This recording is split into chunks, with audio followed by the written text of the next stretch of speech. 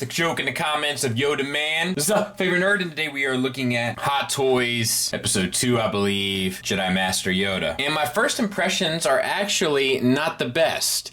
We'll see how it plays out a bit, but in order to do so, it is a Hot Toy, so you know what it comes with a ton of, and you know what we have to look at. It rhymes with smesseries. So my first complaint, he comes with a base, which is nice. Star Wars Yoda, little design there on the floor. And then he comes with a little stand. Well, maybe I shouldn't say little, because it's one of these numbers. Do you remember how tall this figure is? Or the character? Do you recall? So now if I don't have him jumping up in the air, I got all that left over.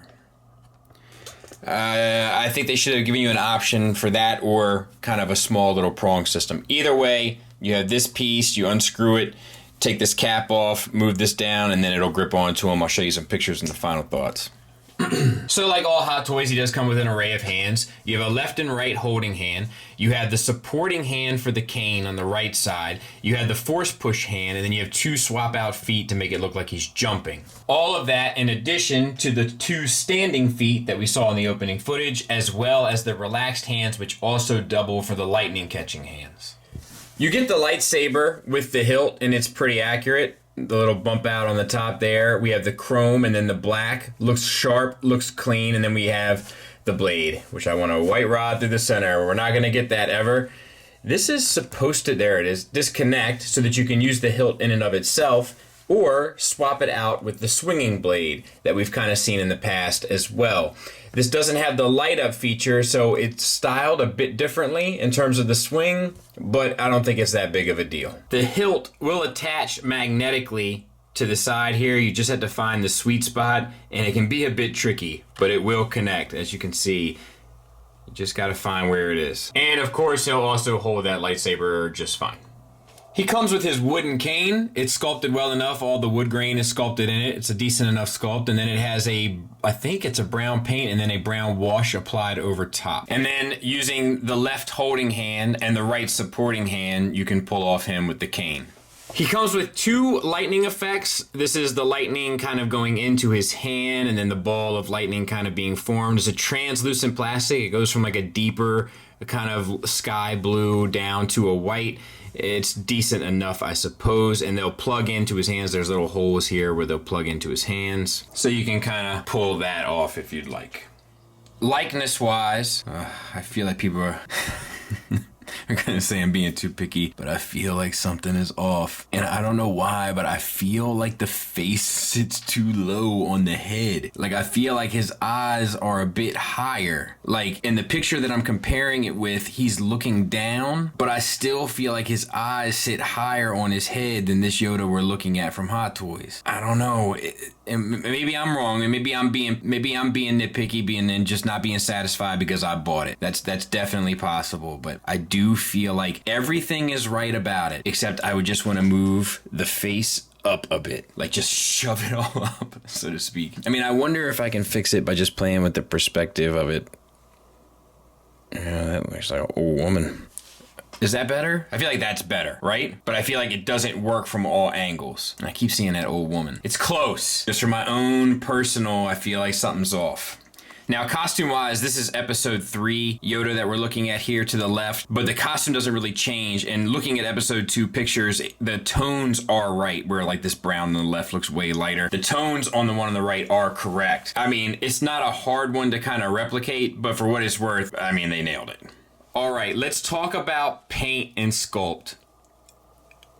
So we've talked about the face likeness. Now the paint is beautiful. There's all sorts of shading, highlighting, age spots done on him. Once again, I do feel like from different angles, he does have a tendency to look better and better, but it's definitely an angles thing. I think the hair is done well. I'm not a big fan of this real hair. I prefer, especially when it's short like this, to just have it sculpted, but it does allow for the real kind of skin to show through, so it might have been the appropriate choice. I'm kind of on board. And to be fair, as I keep looking at him and keep kind of messing with him, I do kind of come around to his face a little bit more, because it really does depend on the angle. The angle of the dangle, if you know what I'm saying. Eyes are painted well. I do feel like they're not 100% centered. I feel like this one is a bit off. But once again, I could be That could be being overly picky. Sculpt work on the neck and stuff looks beautiful. Paint work looks beautiful. The paint work is there and consistent on the hands and feet as well. And then the toenails and nails are painted. And then the palms are painted differently. Like, this thing is painted well for where they did it. They even sculpted like skin texture and stuff in the lower part of the arm for in case the arm shows through the robes. Like, I dig stuff like that, and they did the same for the lower legs. So all that kind of stuff is sort of like the level of quality that I expect. All right, let's talk about the soft goods. So we basically have two different types, right? We have the outer cloak, which has a wire that runs through it that allows to get poses. You'll see me take advantage of some of that in the final thoughts, I'm sure. And it has this like kind of burlap kind of texture quality to it, but it does lack the kind of weight. It doesn't like fold down, you know, like you really got to play with the wire, so to speak, to get it to work. Also, the hood, you can pull the hood up and over them. Not that you would, you know, he rarely ever wears it, if at all, but it's sewn into the shoulder to keep it nice and flat on the back, which is nice, but it would have been nice if it had some sort of like Velcro feature or something maybe, because like, you know what I mean? That's a no-go. That's a no-go right there, homie.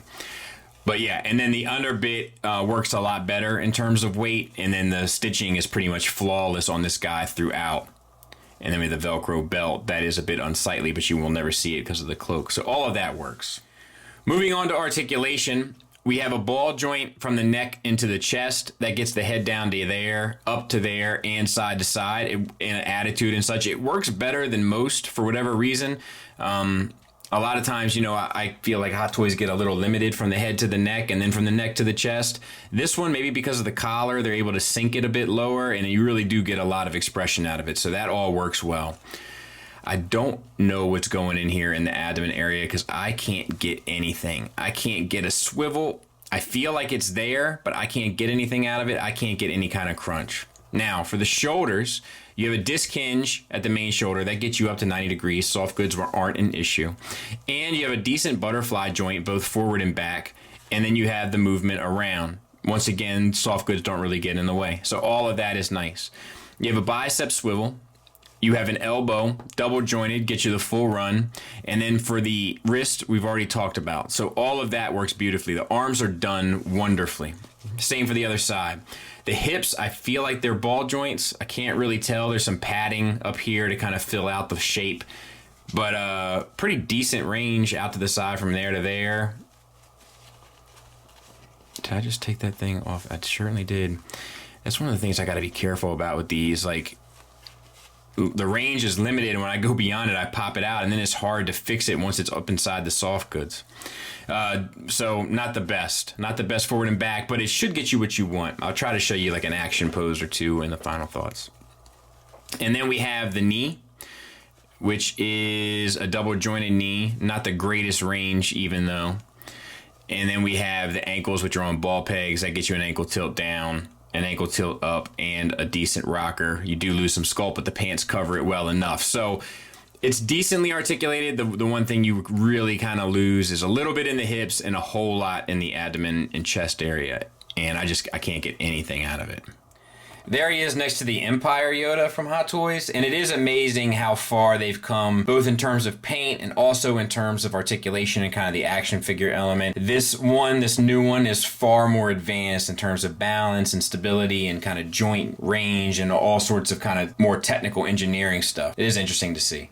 Final thoughts wise, I think it's fair. I'll talk to you about the negatives. There's something bothering me about the face. I don't know what it is. I don't know if I'm being too critical. Feel free to let me know. Also, the limited range in the abdomen area, I do find to be troubling. Like when I'm posing him, and as you can see, I'm not having any problems getting some cool poses for a shelf or whatever out of him. But I did find as I was doing it, like, man, if I just could just twist his waist just a little bit this way, it would look so much cooler or have so much more attitude. And lastly, the price. It's just hard with the, like, if it had more accessories maybe, you know, or I don't know, man, something. But it's just hard to justify that price when I don't feel like as much goes into this as does go into some of the larger offerings with tons of more sculpted details or tons more accessories or tons more stitching and sort of soft goods work. Like, I feel like this one is kind of like bare bones, but I'm paying still kind of that premium price. and it just doesn't sit 100% well with me. Also, I think it's stupid that they included such a tall thing for the base that he goes on. I'm just like, come on, man. This dude is little. And you got this big old base. What are you doing? You know what I mean? Positives, though, the dark brown soft goods work great. The articulation aside from the waist looks beautiful. The paint and such on the figure is tremendous, and the action figure element comes through a ton more than it did on his original trilogy release.